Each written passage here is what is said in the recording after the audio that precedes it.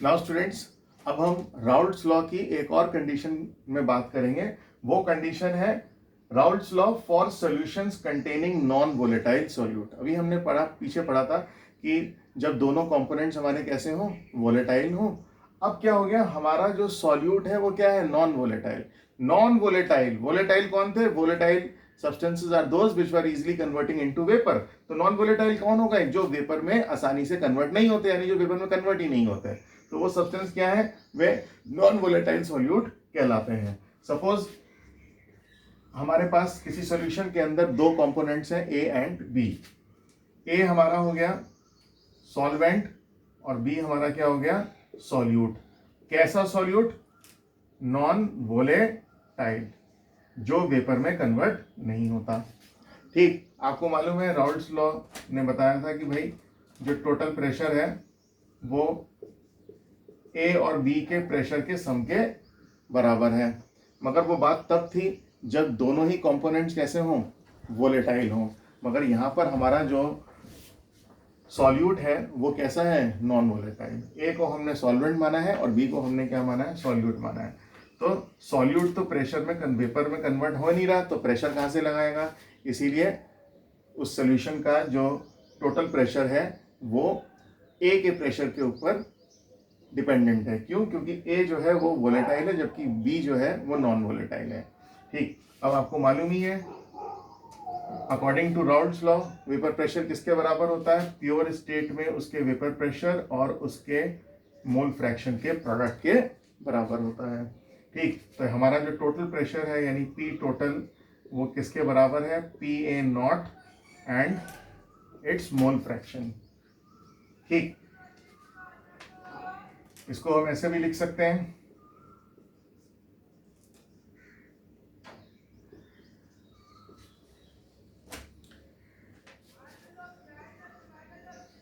दोनों साइड्स को 1 में से माइनस कर दीजिए।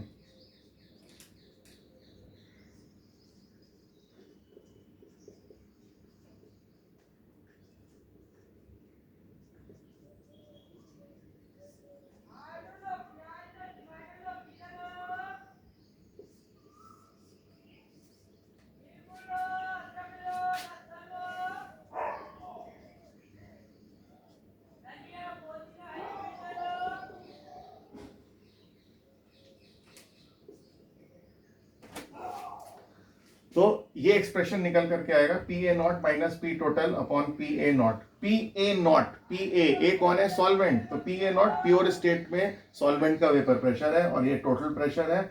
और ये क्या है, एक्स बी।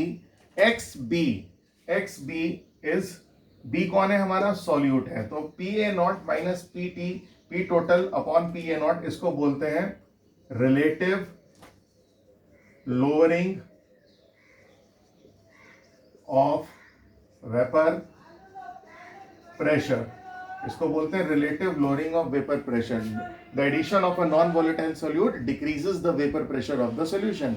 व्हाई, अगर दोनों कंपोनेंट्स वोलेटाइल होते तो प्रेशर ज्यादा बनता क्योंकि दोनों ही वेपर्स में कन्वर्ट होते हैं। मगर अब क्या है, केवल एक ही कंपोनेंट जो है वो वोलेटाइल है तो प्रेशर कम बना। इसीलिए ऐसा कंपोनेंट, नॉन वोलेटाइल कंपोनेंट जब हमने मिलाया तो सॉल्यूशन का वेपर प्रेशर कम हो गया। इसको बोलते हैं relative lowering of vapour pressure, जो कि किसके बराबर होता है, सॉल्यूशन में प्रेजेंट नॉन वोलेटाइल सॉल्यूट के मोल फ्रैक्शन के बराबर होता है। तो हमने नॉन वोलेटाइल सॉल्यूट को क्या माना था, बी माना था। तो एक्स बी किस, ये क्या है, this is the mole fraction and mole fraction of what, non volatile solute. This is the mole fraction of the non-volatile solute. क्यों, 1 माइनस एक्स ए, 1 माइनस एक्स ए किसके बराबर है, एक्स बी के बराबर है। क्यों बराबर है, क्योंकि आपको बता रखा है मोल फ्रैक्शन जब आपको पढ़ाया था, sum of mole fraction of all the components is equal to 1।